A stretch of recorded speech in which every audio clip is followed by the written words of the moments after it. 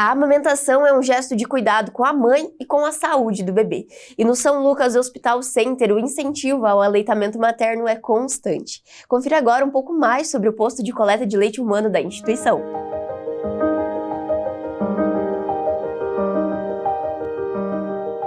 Cada nascimento é o início de uma história de cuidado, de amor e de compromisso com a vida. Aqui no São Lucas Hospital Center, acreditamos que acolher é o primeiro passo para cuidar de verdade. O aleitamento materno é um direito da criança e um gesto de proteção que começa nos primeiros minutos de vida. Nossa equipe está preparada para oferecer apoio à amamentação desde o primeiro contato, respeitando cada mãe, cada bebê, cada tempo. A primeira hora após o nascimento é única, chamamos de hora dourada, porque é quando o vínculo se fortalece, o afeto se revela e a amamentação se inicia. Fazemos desse momento uma prioridade, com respeito, silêncio e calor humano. Nosso posto de coleta de leite humano é mais do que um espaço técnico, é um ponto de esperança. Aqui, mães recebem atendimento especializado com possibilidade de laser terapia para aliviar dores e continuar sua jornada de doação ou amamentação com segurança. O cuidado não tem pressa, ele pulsa no compasso do amor.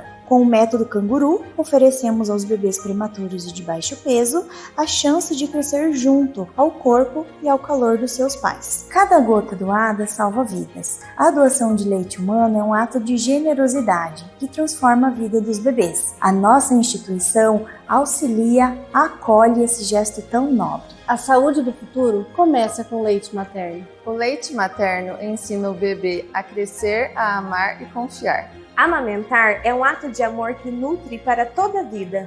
Amamentar reduz doenças, fortalece vínculos e salva vidas. Leite materno, o amor que se transforma em saúde. Aqui no São Lucas Hospital Center, cada gesto é um passo para o futuro mais saudável. Porque cuidar começa no colo e continua para sempre.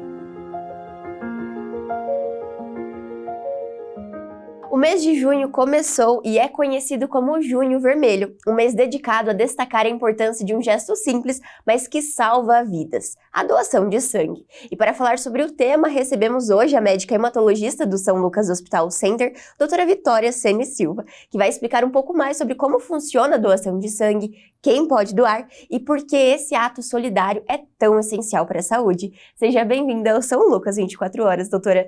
Muito obrigada, agradeço muito pelo convite. E hoje nós vamos falar sobre um gesto de extrema importância, que é a doação de sangue. E a doutora é hematologista e a doutora, mais do que ninguém, pode falar pra gente sobre a importância desse gesto. E eu gostaria que a doutora começasse explicando, na verdade, sobre o tipo de paciente que precisa, né? Porque às vezes a gente tem uma ideia de que a doação de sangue é para um tipo específico de paciente, mas é algo muito mais abrangente, certo? Perfeito, exatamente. Então, de conhecimento geral da população, existem aquelas necessidades que são imediatas. Paciente que se acidentou, por exemplo, perdeu muito sangue, precisa de transfusão ali para a hora. Isso é um exemplo muito prático e muito real, assim, da necessidade de transfusão. Mas existem doenças que o paciente já nasce com algumas anemias genéticas, que para o resto da vida ele vai precisar transfundir, porque o tratamento é transfusão de sangue. Exemplos disso é a anemia falciforme e a talassemia. Então, são pacientes que vão demandar de bolsa de sangue, uma alta demanda de transfusão, né?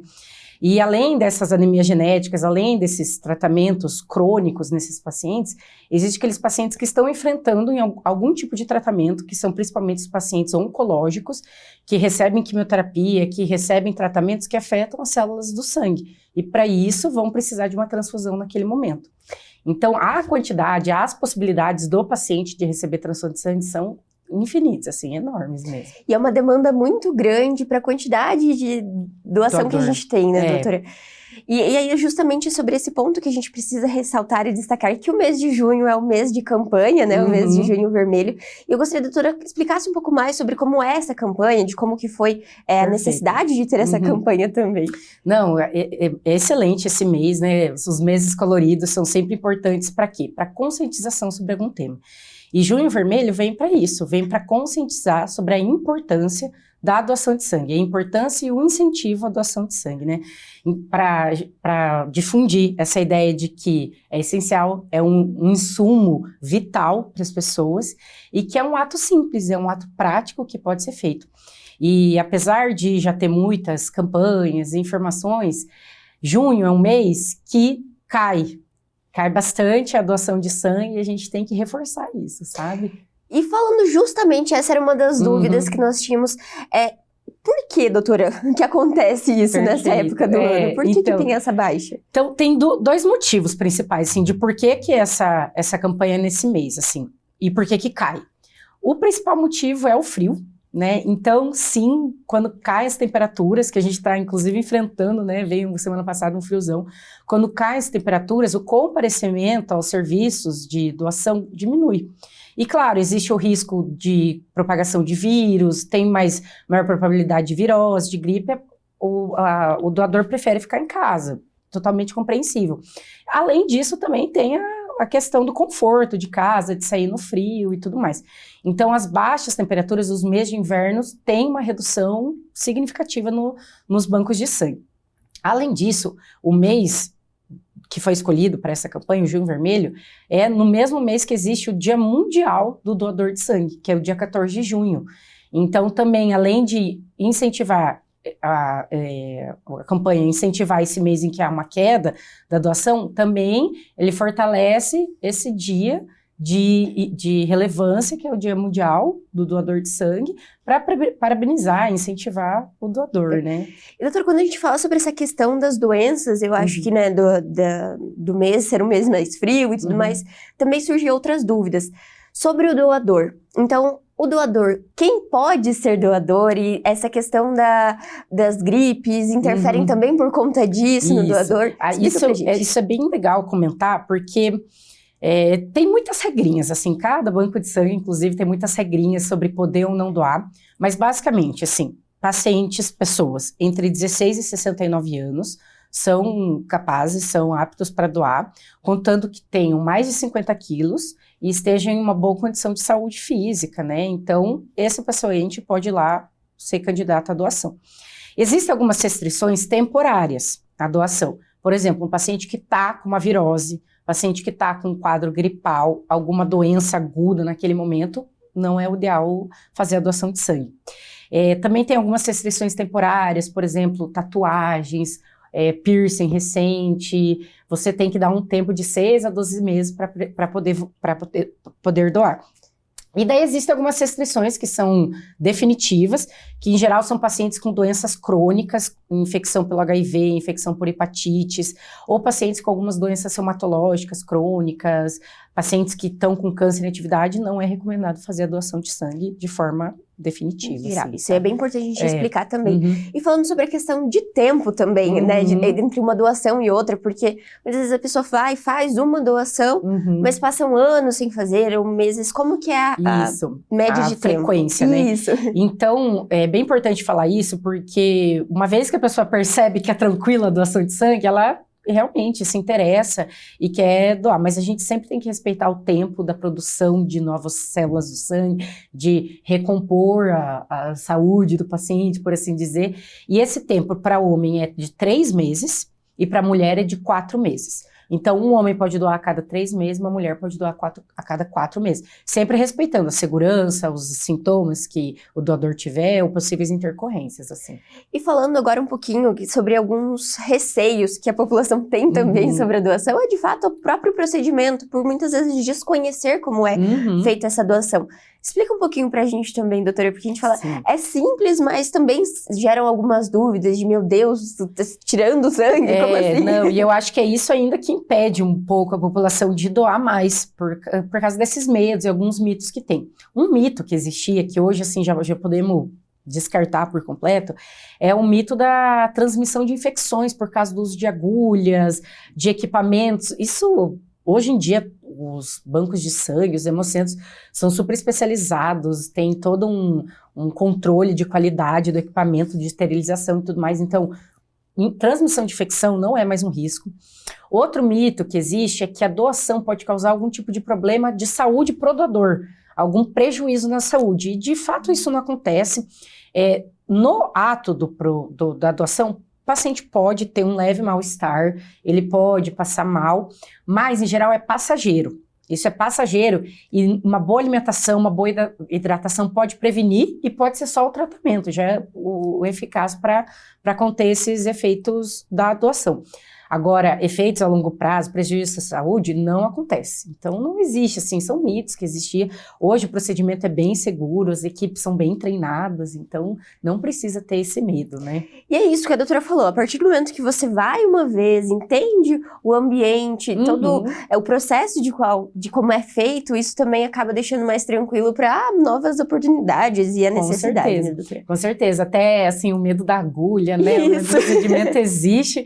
E, claro, tem gente que tem medo, não tem o que fazer, assim, mas eu acho que tem que levar mais o ato da doação como uma experiência mesmo, assim, uma experiência de segurança, claro, uma experiência de que você, no fundo, está salvando gente, você está fazendo um ato de filantropia, um ato de ajuda ao próximo, assim, né? Então, mais do que esse medo, assim, levar mais como uma experiência, né? Uma coisa muito boa que você está fazendo e que gera, assim, um sentimento de gratidão, bem legal, assim. E falando justamente sobre essa questão de salvar vidas, a questão da doação de sangue não é só o sangue, né? Tem muito mais envolvido. Isso é bem legal. Uma bolsa de doação, uma bolsa de sangue, pode gerar até 4 componentes, né? Que é o sangue, propriamente dito, mas também gera plaquetas, gera criopreceptado e gera plasma. Então, uma bolsa de sangue pode beneficiar até 4 pacientes. Olha só, então é ainda um gesto ainda mais significativo, claro, quando a gente entende a dimensão desses pacientes que necessitam. E, doutora, como seria, então, tipo, a coleta é do sangue normal e aí depois é feito a extração desses componentes? O paciente, o doador só vai lá no banco de sangue, faz a doação e está liberado. Essa bolsa do doador passa por um processo de centrifugação em que eles separam essas células, separam a plaqueta do sangue, de todos os outros componentes. Então é um processo que acontece lá dentro do banco de sangue, em que essa bolsa é cada vez mais purificada e centrifugada para gerar esses hemocomponentes. E essa questão do processo da bolsa é algo legal também da gente falar, porque não saiu simplesmente de um paciente, né, do doador, e já é imediatamente colocado no receptor, né? Tem todo um processo por trás disso. E é um processo altamente burocrático e rigoroso, assim, porque a gente tem que garantir esse controle de qualidade, tem que garantir que esse sangue doado não tenha possíveis infecções, contaminações, nem nada. Então, sim, é um processo muito seguro, muito eficaz, assim, e burocrático mesmo, para garantir que tanto o doador quanto o receptor vão estar isentos de complicações. E falando sobre algumas dúvidas também que surgem, é sobre mas meu fator né, do RH é então não precisa, só precisa de doação para quem é O, porque muitas vezes tem esse mito em cima da questão dos fatores, mas também não é só isso. Como que é isso? Assim, quanto mais bolsa de sangue no banco de sangue, melhor. Não importa qual a tipagem sanguínea, sistema BO, RH, quanto mais bolsa de sangue, melhor. Existem alguns sangues que são mais raros, né? E por isso tem estoques menores no banco de sangue. Por exemplo, o AB, né? É um sangue mais raro na população. Então, ele por si só vai ser menos encontrado. Mas existe também os doadores universais, que é aquele que pode doar para todo mundo, aquele sangue que você pode doar para todo mundo. Mas o importante é entender que quanto mais estoque tiver, melhor, porque tendo estoque a gente consegue garantir para o paciente alguma possibilidade de bolsa, de doação, sabe? Certo. E quando a gente fala sobre essa questão de ser doador, também está muito relacionado, muitas vezes acaba surgindo a necessidade quando alguém próximo da gente necessita, né, doutora? Às vezes demora a virar aquela chavinha de, opa, posso fazer esse gesto até o momento em que a gente precise. E algo que ninguém está isento, né, da necessidade. É exatamente isso. A gente vê muito um aumento de doação quando de fato tem algum parente, amigo, familiar internado precisando de bolsa de sangue. E hoje em dia existem muitas campanhas assim de conscientização, de incentivo à doação. Junho mesmo, né, o Junho Vermelho, o próprio Hemocentro, o Banco de Sangue de Cascavel fazem campanhas de doação, mas a gente ainda percebe que as maiores doações acontecem porque alguém está internado, porque um amigo, porque um parente falou. É excelente, eu acho que é sim através da comunicação, através desse telefone, assim, de passar de um para outro que aumenta, mas acho que a população também precisa doar de forma espontânea, assim, de forma individual, sem precisar ter muito mais do que um amigo que está internado.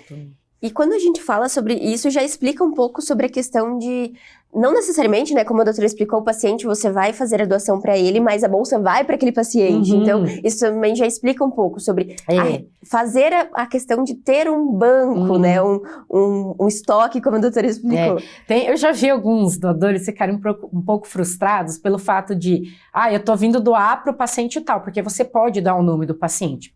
Só que não necessariamente a bolsa desse doador vai para esse paciente. Por quê? Porque precisa ser compatível. Então, se os amigos, os parentes não são compatíveis, não vai ser usada essa bolsa. Mas essa campanha em nome de algum paciente, essa campanha em nome de alguma coisa, é só para incentivar a doação, para ter o estoque necessário. Se não for para aquele paciente, vai para outro. E se aquele paciente está incentivando um monte de gente a doar, com certeza alguém ali dentro vai ser para ele, entendeu? Também. Com certeza vai ser compatível para ele. Mas a ideia é repor estoques, é ter uma quantidade suficiente para sempre ter, para suprir a demanda que precisa. E quando a gente fala sobre essa questão da compatibilidade, então, além dos fatores, como a doutora disse, tem diversos componentes isso, até você tinha comentado isso, né? Que a gente está acostumado ao sistema RH, ABO, AB negativo, A negativo. Mas existem vários grupos dos antígenos da hemácia, do sangue, né? Antígenos são essas proteínas que ficam na célula sanguínea, em que elas precisam ser o mais compatível possível entre o doador e o receptor, para que não haja incompatibilidade. Então, quando a gente fala, grosso modo, do sistema ABO e o RH, é muito simplório, assim, ainda envolve outros sistemas.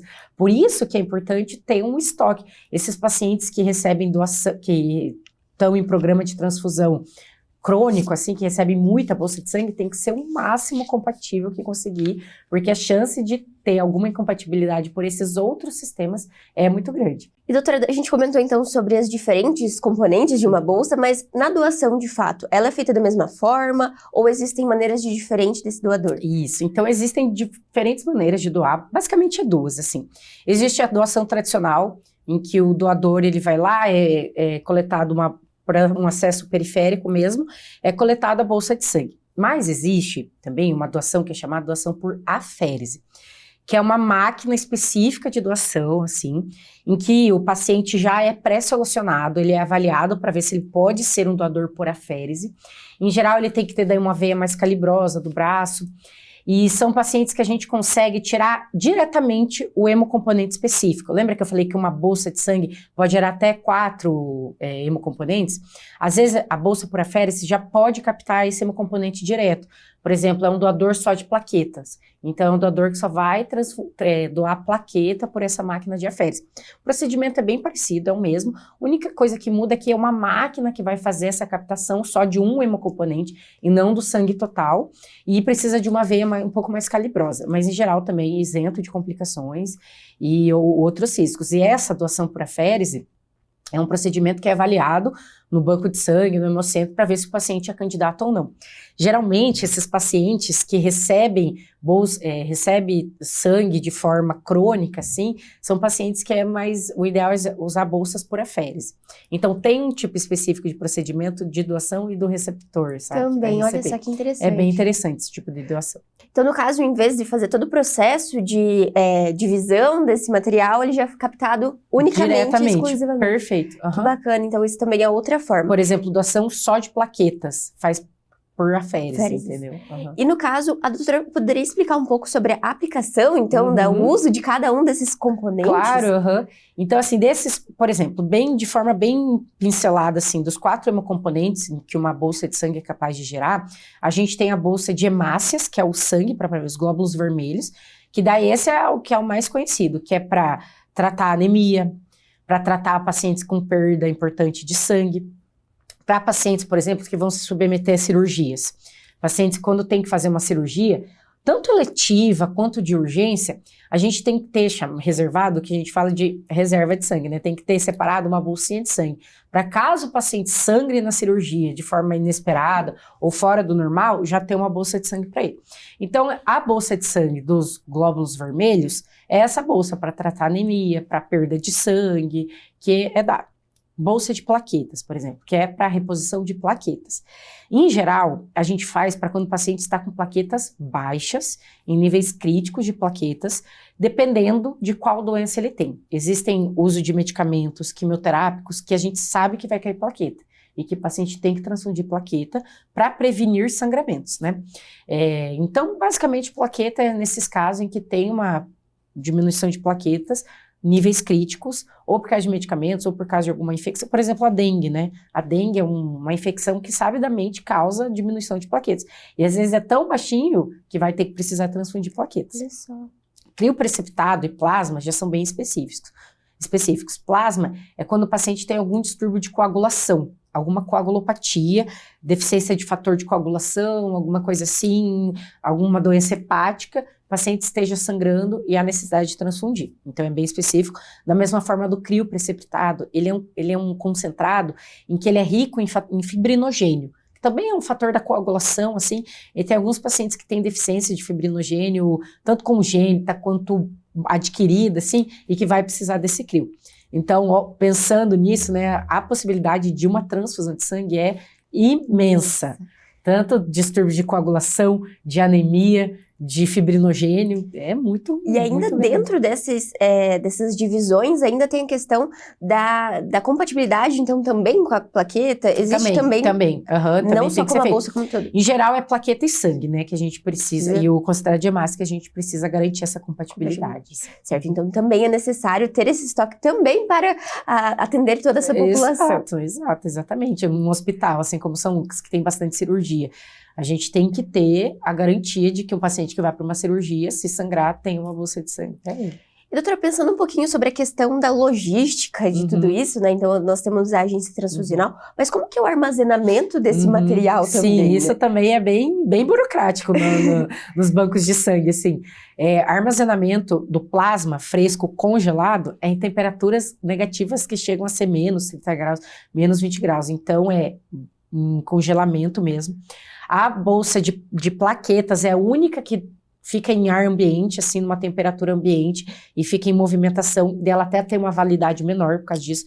Por isso também que plaqueta, às vezes, perde a validade sem ser usado, e a gente precisa ter de forma ali sempre reposta as plaquetas, porque se não é usado num prazo de 5 a 7 dias, ela já é descartada. Então também ela não tem um tempo de validade maior, ela fica em ar ambiente, fica em temperatura ambiente. A bolsa de sangue precisa de congelamento também, precisa de resfriamento, e ela, em geral, uma bolsa de sangue dura de 30 a 40 dias, dependendo do anticoagulante que tem na bolsa. Então também tem cada bolsa, se você for ver, tem uma temperatura ideal e um tempo ideal de estoque, também. Sabe? Olha, essa questão do prazo também é um fator muito importante. Exato. Porque daí, às vezes, a pessoa acha que fez a doação, vai durar por muito tempo, mas não. E falando também, justa outra dúvida da doação, doutora, quanto que é tirado desse paciente? Porque ele fala assim, meu Deus, tirou todo o meu sangue. É verdade. Se eu precisar, o que vai acontecer? Esse é outro mito que eu acho que está associado ainda um pouco à doação de sangue, é que quanto que tirar, e quanto que eu tenho de litro, quanto que eu vou tirar, vou passar mal, não vou ter sangue. Não, é uma quantidade mínima comparada ao que a gente tem, né? Então é tirado em torno de 300 a 400 ml de bolsa de sangue. Isso, em 1 a 2 dias, a medula óssea do paciente, do doador, é capaz de repor já.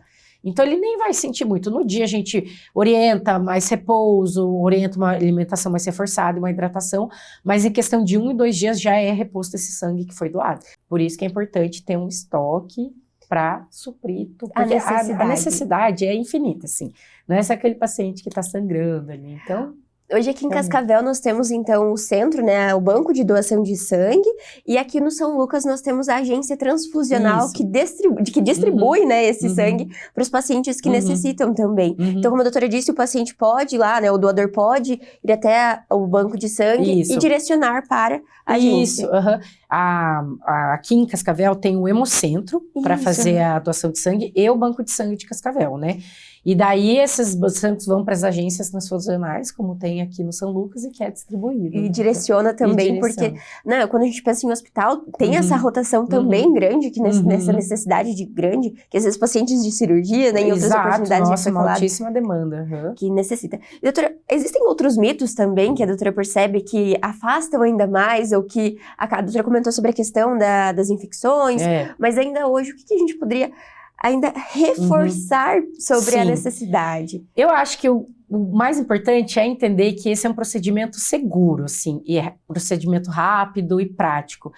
Eu não sei se a população tem um pouco de preguiça, de ter um pouco de medo de ir lá, furar, doar sangue, passar mal, mas cada vez mais a equipe são bem treinadas, está bem treinada para acolher, para orientar o paciente, e no procedimento mesmo, você recebe uma comidinha no final, uma bebida, ela dificilmente vai mal para casa, sabe? Então, acho que esse mito de passar mal, de fazer mal à saúde do doador que tem que ser quebrado, assim, né? Um tabu que pode ser quebrado. Certo. E outra dúvida ali que a doutora explicou um pouquinho sobre também a questão de ir para diferentes, né? Ter uma bolsa, poder salvar 4 pessoas. E ela serve, no caso, a questão da doação de sangue, ela serve tanto para um paciente adulto quanto pediátrico. Sim. Não tem diferença nisso, doutora? Ou existe? Perfeito, não tem diferença. Então, o paciente pediátrico que também precisa, ele vai receber o mesmo... Tem diferença com o receptor da quantidade que ele vai receber, do que ele vai receber. Mas a pessoa adulta não doa necessariamente só para adulto, pode doar para criança e tudo mais.